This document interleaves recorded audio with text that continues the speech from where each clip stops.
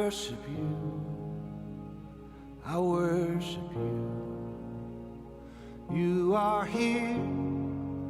You're working in this place. I worship you. I worship you. You are here. You're moving in our midst.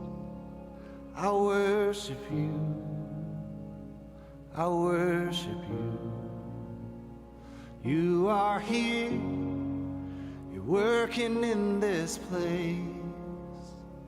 I worship you. I worship you. 'Cause you are waymaker, miracle worker, promise keeper, light in the darkness. My God, that is who you are. Waymaker, miracle worker, promise keeper, light in the darkness. My God, that is who you are. You are here. You're touching every heart. I worship you. I worship you. You are here. You're healing every heart. I worship you.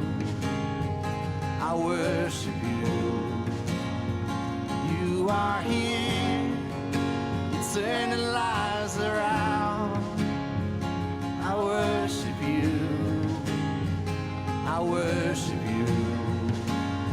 And you are here, mending every heart. I worship you. Oh, I worship you. 'Cause you are waymaker, miracle worker, promise keeper, light in the darkness. My God, that is who you are. Yeah, waymaker, miracle worker, promise keeper, light in the darkness. My God, that is who you are. Oh, that is who you are. And that is who you are.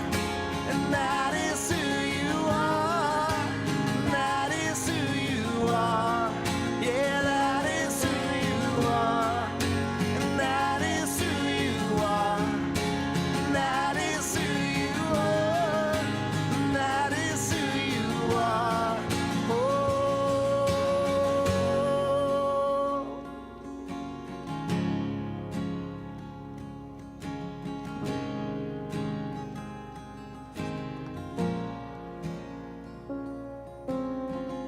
Even when I don't see it, you're working. Even when I don't feel it, you're working. You never stop working. You never stop working. Even when I don't see it, you're working. Even when I don't feel it, you're working. You never stop working. You never stop working. Yeah, even when I don't see it, you're working. Even when I don't feel it, you're working. You never stop working. You never stop working. Even when I don't see it, you're working. Even when I don't feel it, you're working. You never stop working. Never stop. Oh, yeah, you are waymaker, miracle worker, promise keeper, light in the darkness. My God, that is who you are. Oh, yeah, waymaker, miracle worker, promise keeper, light in the darkness. My God, that is who you are. Well, good evening, everyone. Welcome to Reengage. We do want to welcome you to WFR Church and, of course, to Facebook Live.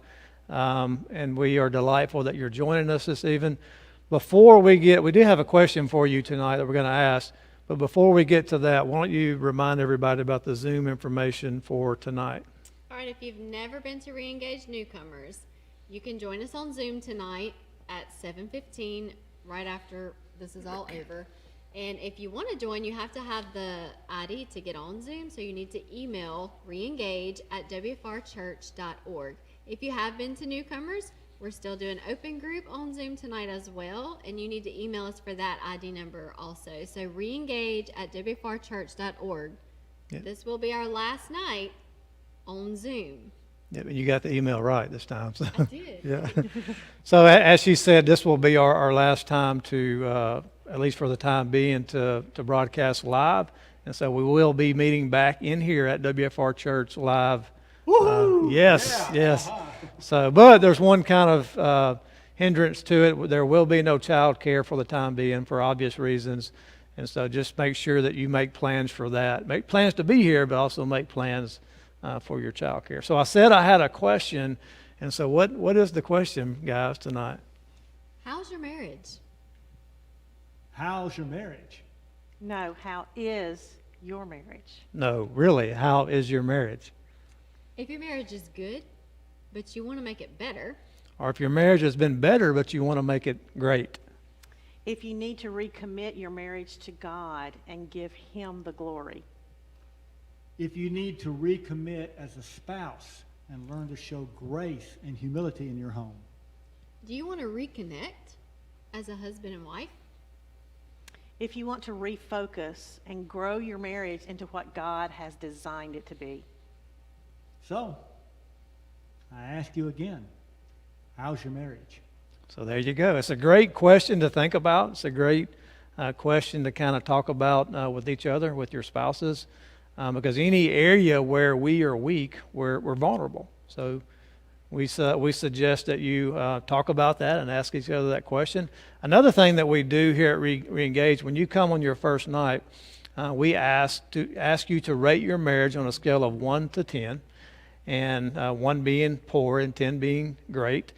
And we take that number, and then as you go through Reengage, we ask you again at the end of Reengage to rate your marriage. And so that's something else that you could do tonight from your house. So where do you think you are on a scale of 1 to 10? And if you dare, post it on Facebook in the comments. There you go. Where do you rate your marriage? Yep. So speaking of that, like we're asking them to rate their marriage. So, what about us? We can rate our marriage. And I know for us, for Anna and I, it depends on the day or the week, If you would have asked me several weeks ago, I probably would have said an 8, somewhere between an 8 and a 9. But if you would have asked me yesterday, actually, I probably would have said a 2 or a 3. Maybe not that bad, but pretty close. Tough day yesterday. Yeah, so why is that? Well, just to be honest and vulnerable, I would have said last night the way it felt in our marriage, because we were struggling. Like we were stuck. And we weren't able to mutually understand each other, and we just got stuck. Satan had the upper hand, and it got a little ugly, and it felt like our marriage was a 2. But during that time, I knew what I knew was that even though it feels like our marriage is a 2, we're both committed. We're not going anywhere, and we will work through this. We will figure it out. And so I knew that our marriage was still an 8 or a 9 is where I would put it. And to be very honest, we had to reach out for help. And in fact, just a few hours ago, we were meeting with Alan and Lisa to make sure that we could get the air clear and really be able to understand each other and not give the devil a foothold any longer in our marriage. I think that's an important point. The devil does want a foothold in our marriage. Marriages matter. Marriages matter to the church, to God's family, to generations of God's people. Marriage definitely matters. So anything he can do as a distractor so that we're not focused on our marriage and to hinder that relationship, he's going to attack. He's going to use that. I know with Jeremy and I, we got to the point we were just lazy in our marriage. We kind of took the persona of, let's just be retired. Well, you can't, there's no word retirement in the Bible. I hadn't really found it yet. And you can't retire working on your marriage. And God will take that and just start unraveling it very quickly if you don't do some maintenance. But when we started Reengage, I rated ourselves a 5. We were just kind of average. But every step we take, every time we grow, every time we learn, every time we work together, it takes it to the next level. So that's why people return to Reengage. They'll work and be a 4 and move it to a 6. and the next time they do a group, be a 6 and work to a Right. 7. We're always growing our marriage, but I agree, Satan does attack, and on any given day, we might use a different number Yep. between 1 and 10. Yep. But you didn't say your number now. Oh, my number now. Sweetheart, we're that perfect Jenny's 10. wondering. That perfect 10. No, there's no perfect marriage, but, I definitely would say it's a 8.799. Like almost a 9. That's pretty good. I wasn't sure I was going to go that high. You're going to go 8.6? Well, and like I said, when we first started this, I said an 8. But it was a false 8 because I didn't really know what it could be. And so I think easily now we're closer to 9. But that first, not based on that first 8 that I said, based on where we really are at this point. Right, that's good. And I was thinking about all the years that we've been doing Reengage. There's been a couple of 10s, but both of those have come back and said, no, we were wrong. We're more like 7s. They were newlyweds too, so that's right. So we we answered that. So we have another couple here, or a couple of couples that we're going to ask that same question. So All right, so we've got the Lowrys over there, Dana and Kevin, and I have their green card from the first time that. what they're is the not- green card? The green card looks something like this. I'm not going to give you all their I just information. thought that meant they could work in the United States. Yeah, that's what I clarify. Yeah. This is just the information card that you fill out your first night when you come to newcomers, is so we can know who you are, get your information, so we can get in touch with you when you're ready to go into a closed group. But on the green card is where you rate your marriage. So you're not broadcasting it to everyone in the room. It's just on a piece of paper. Right. And normally we wouldn't be broadcasting it on here, but we have their permission. And so, guys, before the camera goes to y'all had on your green card your first night that y'all both rated 9s. So I'd like to know, were those true 9s? Was that a true rating? And then if you're still there, what growth, like why are you a 9? What are you now? What's the answer to that? I would say with me, it was a 9 that night, and then the next week I realized I had a problem with my communication with her. So I bumped it back down to about a 6, maybe 5.5. But learning everything that I learned in Reengage and continue to learn, I would say it's get back up to 9. I felt a little bit better when Jeremy actually admitted he gave a false number, because I too rated our marriage at a 9. We thought we were pretty perfect and didn't have any issues. I think we even high-fived when we got in the car and was like, we're killing it. Little did we know, going through Reengage, we realized that we struggled with things, and communication was one of them.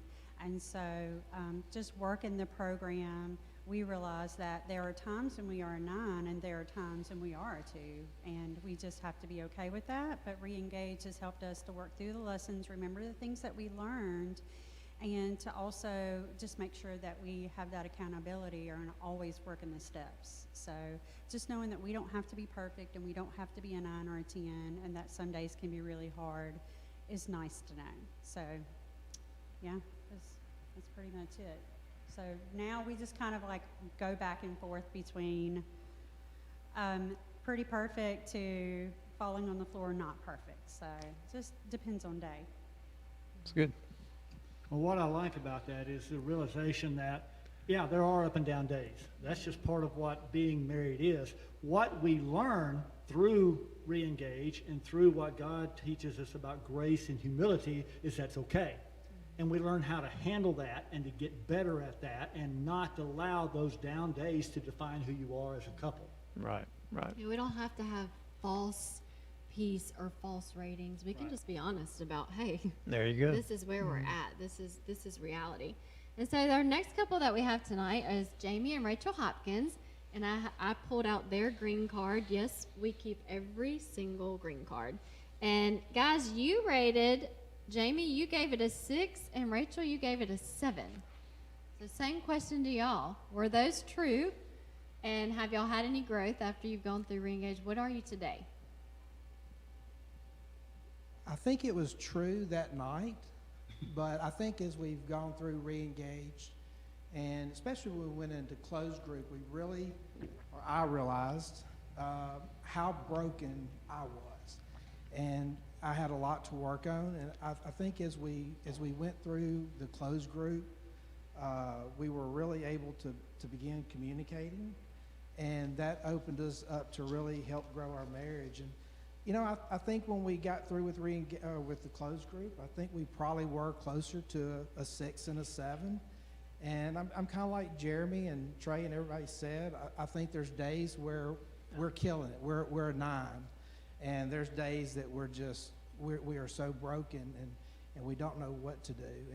And Reengage has helped us to understand that even though we are broken, we have a place to come to, that there's other couples that are here to love us and support us and help us to grow.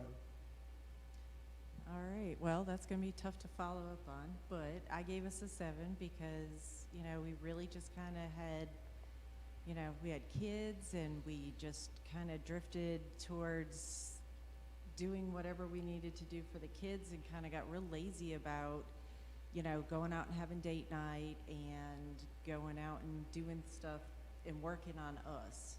And so, you know, I kind of gave us a 7, and, you know, I would agree with everybody else. There's days where, you know, it may be a 2, but there's a lot more days nowadays that it is closer to, you know, back to my 7, my 8. There's been days where it's been 9. And, you know, it's all to being able to come here and, you know, like the Lowry said, work the steps, reach out to people who are in the same boat as we are, you know, and it's definitely done great, and our kids actually love it that we are together and, you know, working it out. Yep. So there you go. Two very different ratings, and there's been, you know, hundreds that have come through with various ratings. And I got to thinking, though, you know, some people may not even know like how to rate their marriage or what a healthy marriage or God-honoring marriage looks like. So maybe we can, for a few minutes, literally, like what would you guys say is a healthy marriage? Well, one of the things I think we need to bring out in this is that it's a healthy marriage doesn't mean there's not conflict. There's going to be conflicts. You're going to have struggles in your marriage. But a healthy marriage has conflict tempered with grace and forgiveness and mercy and love. And when you temper it with those things, then conflict turns out to be something actually that makes your marriage better because you grow and you learn from it. That's good. Well, I think a healthy marriage, that we buy into the earthly and you live happily ever after. Well, that's not healthy. Right. That's not healthy to even fall into that belief system of the happily ever after. Like Jeremy said, there's going to be conflict. I think a healthy marriage, when you're dealing with stuff and you're maintaining your marriage and you're continually growing your marriage and looking to God's relationship and then looking to the relationship with your mate. I think when you're basing your marriage on biblical truth, for me, Genesis 2, when I go to there and I think, God designed me as Jeremy's helpmate. And that's the role that I need to play. And that makes me a healthy wife when I realize he designed me and to be his helpmate and for us to walk in unity to glorify him. Yeah. So I do firmly believe it's maintenance. And we were talking beforehand, I mean, would you not fix things at your house? Would you not fix your car? Would you not do preventative maintenance with your marriage?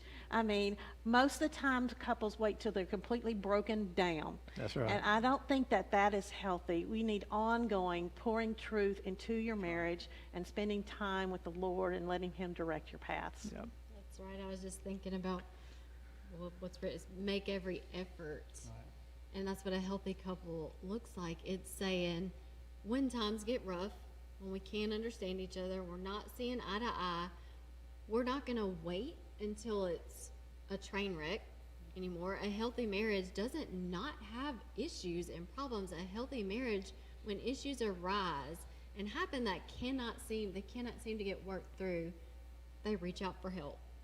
They swallow their pride and say, okay, you know what? We just need a sounding board or someone to set us straight. Or it looks like turning to God when things get tough, not throwing in the towel and saying, this is too hard, I don't want to do this anymore. It's just making every effort to have true peace, not fake peace. And that's what creates a healthy marriage. Yeah, I agree with all those. I was thinking of a few, just kind of a list thing. Like, is there unresolved conflict? Is there anger that has turned into bitterness, or is there unforgiveness that's turned into bitterness? Is there things that are hidden, that you're not sharing, you're not talking about? So there are a lot of things that create an unhealthy marriage that we could talk about tonight. And I was also thinking along the lines of what Kim was saying. I was thinking about the verse that says, you reap what you sow, and so that's applicable to marriage, I think. And if you're sowing nothing but bad things to your marriage, or maybe you're sowing nothing at all, then you'll reap the benefits of that, whatever that is. And so I just think that's something that's important to think about. Whatever it is, whatever you're sowing into your marriage, that's what you'll reap the benefits of. So, man, as always, I wish we had a lot more time to talk about this, and so that's why we're excited. Another reason why we're excited, next week we'll have a little bit more time to talk. So make sure you plan to be here. Remind everybody again about the Zoom information and what that looks like. Zoom tonight, if you've never come to Reengage and filled out one of these green cards, you'll do it electronically on Zoom tonight. We have newcomers at 7:15 with Jeremy and Kim. We'll be hosting it, giving you all the information that you need to know about Reengage. And then if you have filled out a green card, you can still join Open Group on Zoom. This is the last night for now for there to be Zoom Open Group or Zoom newcomers. Next week we will be meeting live, no childcare, and we start at 6:30. So that's what time you guys can plan to be here and have a great date night. Get a babysitter and come join us. Yep. So we do want to encourage you to invest in your marriage, to be proactive. Don't wait, as Kim says, till things are horrible before you start realizing that you need help. It's why we're here. We're here to help you. No matter if your marriage is a 9 or a 2, we want to help you work through whatever it is that you're going through. All right. So make sure you make plans to be here next Thursday right here at WFR Church. Thanks for listening. You are here, you're moving in our midst. I worship you, I worship you. You are here, you're working in this place. I worship you, I worship you. 'Cause you are waymaker, miracle worker, promise keeper, light in the darkness, my God, that is who you are. Waymaker, miracle worker, promise keeper, light in the darkness, my God, that is who you are. You are here, you're touching every heart. I worship you, I worship